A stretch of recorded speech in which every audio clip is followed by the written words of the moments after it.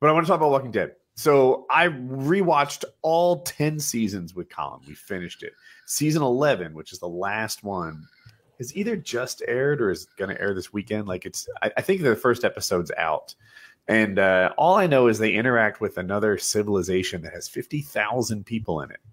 So every time they interact with another civilization, they're a little bit more behind the 8 ball. Like there's a part where Rick and crew are the baddest motherfuckers in the known universe. And then, you know, like the governor is a little tougher match. And then Negan, they're severely outmatched and they need to bring in more people. And then with the Whisperers, they're even more severely outmatched. These people have a nuclear bomb worth of walkers that, you know, I'll make up a number like 250,000 walkers they can launch at the thing.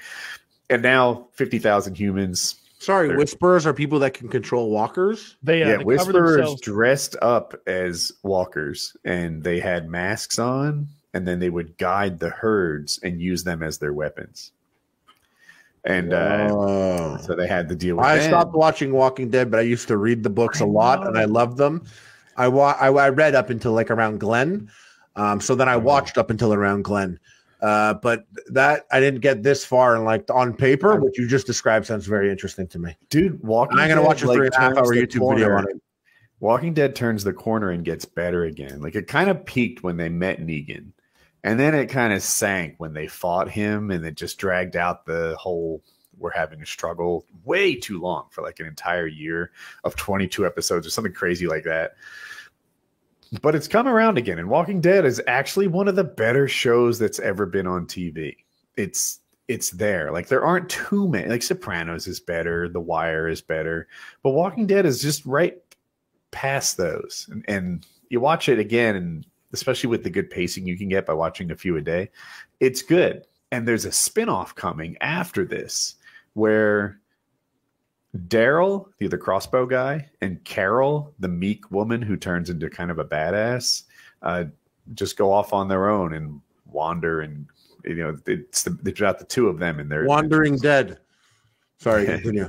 So anyway, I'm psyched for the next Walking Dead to come out, and I think there's an episode out there. Colin, I guess I'll watch 10 seasons of this fucking show. Like I guess I will. They lost me. I'm never going back. Okay, I'm off it too. No. And they lost you when they were fighting Negan, right? The show. It was awful. I mean, it was getting there, but like, and a lot of things happened right after they met Negan. For one thing, the network responded to the backlash over how violent the episode with Glen was, and they toned the violence down significantly.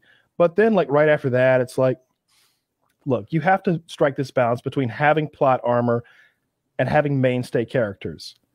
Like there's an episode of Star Trek: The Next Generation where Picard gets assimilated by the Borg.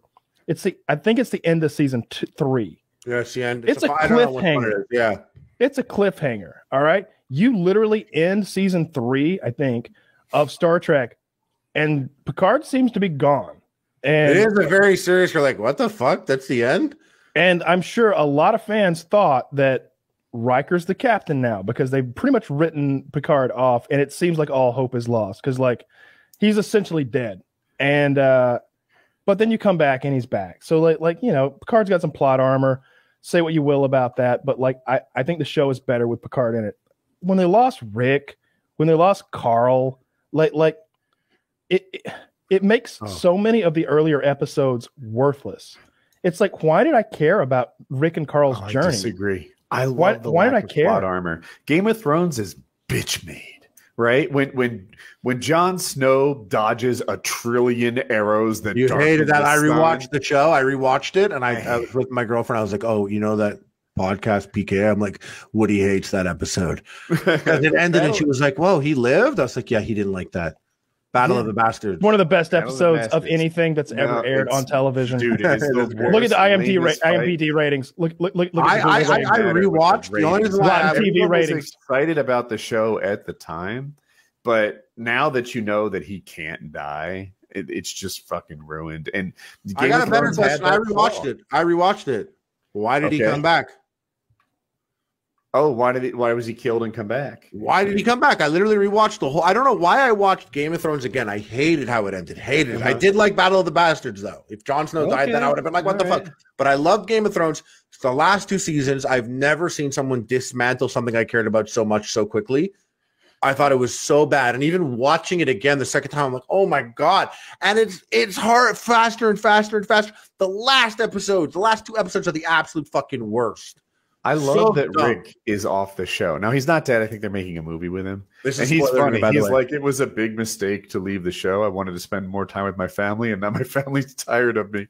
This is in an interview. He said that. No, go ahead. I saw him once at a coffee shop in Athens. Go ahead. Oh, cool. I just think it's really neat that nobody's safe. Rick isn't safe. Carl's not safe. You know, I happen to know Daryl and Carol are safe because they're doing a spinoff. But aside from that, anyone could die. You know, Maggie was gone for like a whole year. I don't know what it was, contract negotiations or just the way they wrote her out. But like people go. Michonne could die. Andrea died. Andrea's alive in the comics. Like if people watch Walking Dead, Rick and Michonne become like kind of married and, you know, live together, whatever. That's Andrea's role in the comic book. Yeah.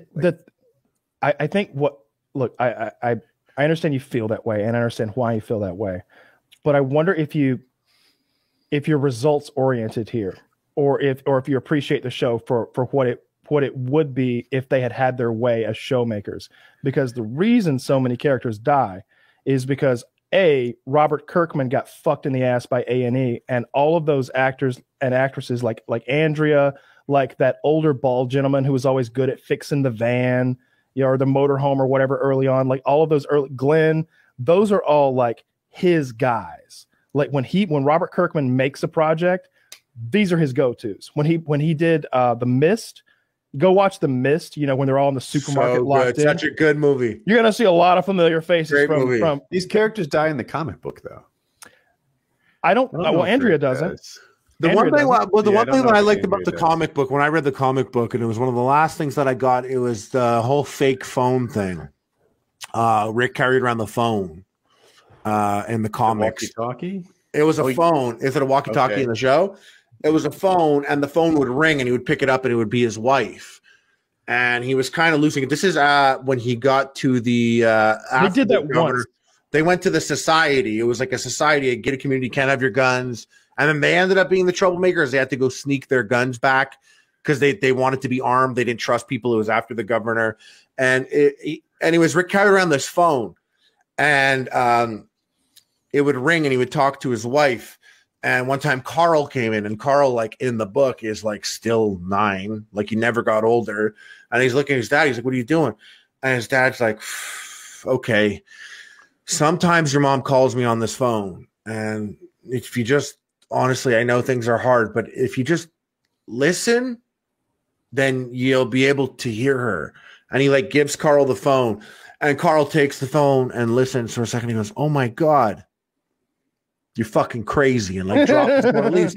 And I was so excited because I remember like they give this little, Kirkman gives this spiel at the beginning. He's like, "There's no end to this comic. It will go. It's just going to continue. There is nothing. People will come. People will die." He goes, "Most importantly, people will change." And I remember the one thing that I was excited about then is I was like, "Yo, Carl is fucked up, bro. And he's going to keep getting fucked up."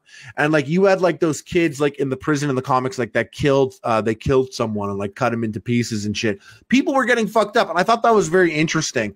And I was like, oh, I wonder what they'll do with Carl when he's just like, "Rick, you're a pussy and you ain't cutting it. And we need to be harder."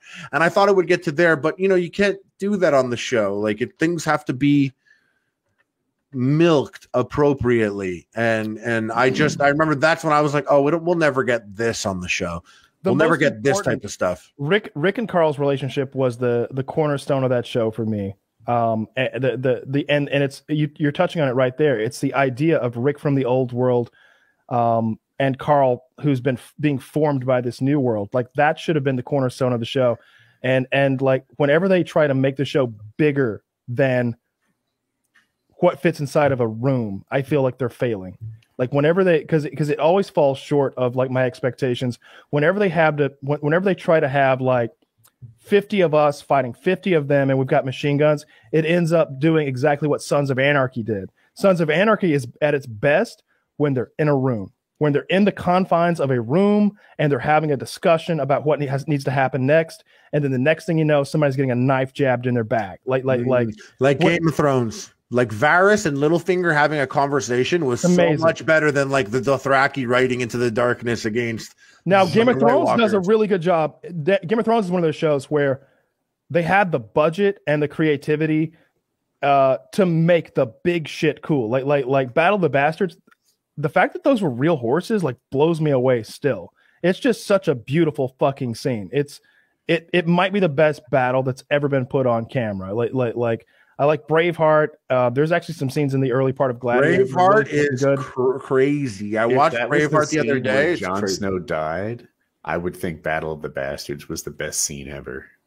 They lost a lot of characters. Given him a valiant death. Why would Jon Snow die and then die in Battle of? I don't even know why he died and then came back. Like I watched it again. Survive that battle? Fuck, didn't he run into everyone solo? Because he shot his brother. Yeah, it's the thickest plot armor in cinematic. No, the thickest plot armor is after that. It's one of the last episodes when Arya assassinates him. I don't guess no spoilers. And like Sam is on the ground surrounded by White Walkers, and John walks by and looks at him, and there's just so many people that are destined to die, and nobody dies. And I was like, what the hell? I thought this show was all about killing motherfuckers the whole time. Yeah. I mean, I never wanted Jon Snow to die. I just always assumed like he would live. But like if he died, I would have been like, okay, I'm not surprised. I just hate that whole show went on, and then like after like the Night King, it was like, well, bitches be crazy, and that's where they took the whole show. She just went crazy because they killed Ned Stark in season 1.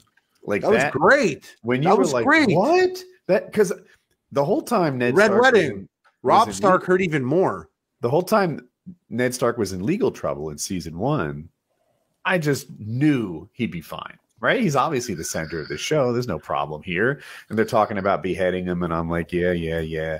And then when they chopped his head off, briefly, I'm like, how are they going to put that back on? Like, what? We're going to need a wizard. Obviously he's not going to die, but his head does just keep rolling downhill. And like, it was crazy. That was a turning point for the show for me.